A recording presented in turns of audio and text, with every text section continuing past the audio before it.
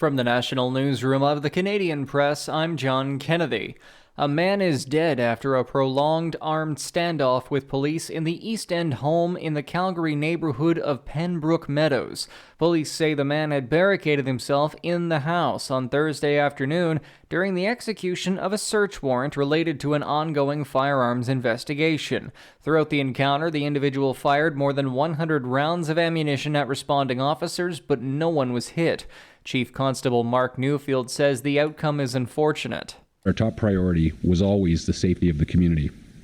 We've made every effort to bring this to a safe and peaceful conclusion and have employed numerous tactics and resources over the duration of this prolonged event. This includes intermittent negotiations with the individual for more than 30 hours. Tactical officers, along with members of the RCMP, engaged the person and discharged their weapons.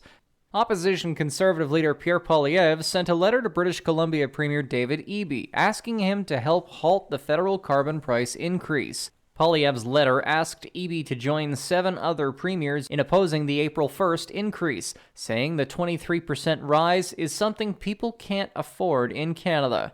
Eby dismissed the letter as a baloney factory campaign tactic, noting that BC residents would end up with less money returned to them if the government accepted Poilievre's request. There's a growing cohort of doctors and researchers attempting to drown out medical misinformation with captivating, well-researched social media content. Timothy Caulfield, a health policy and law professor at the University of Alberta, says the inaccurate health information floating around online is a serious problem. It's going to be a never-ending battle. There's never going to be one simple tool that's going to fix this incredibly complex cultural, social, economic, technological challenge, but we are getting more and more good research that tells us what kinds of approaches work best. Caulfield says social media content about health is more likely to resonate with people if it includes interesting anecdotes, refers to the body of scientific evidence, and is easily shareable. The death toll still stands at 3 from a series of storms that ripped through the central U.S. An Ohio sheriff in what appeared to be the hardest-hit area says it's a surprise more people weren't killed in Thursday night's tornadoes. Survivor Blaine Schmidt lives in Logan County, Ohio, and says the storm peeled open his living room wall, but at least the house was still standing.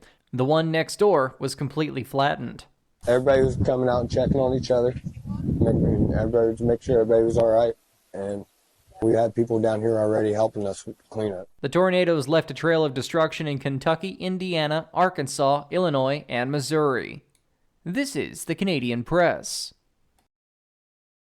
In sports, there are 14 games in the NHL today, with 6 Canadian teams in action. The Toronto Maple Leafs host the Carolina Hurricanes. The Ottawa Senators visit the New York Islanders. The Calgary Flames will host the Montreal Canadiens. The Colorado Avalanche, winner of 5 in a row, visit the Edmonton Oilers. And the Western Conference leading Vancouver Canucks host the Washington Capitals. 2 games in the Professional Women's Hockey League today, including one in Boston where Ottawa will try and break a 4th-place tie with the hosts. Both teams have 20 points in 16 games. New York visits Minnesota in the other game. Minnesota, Toronto, and Montreal are all tied for first place with 30 points.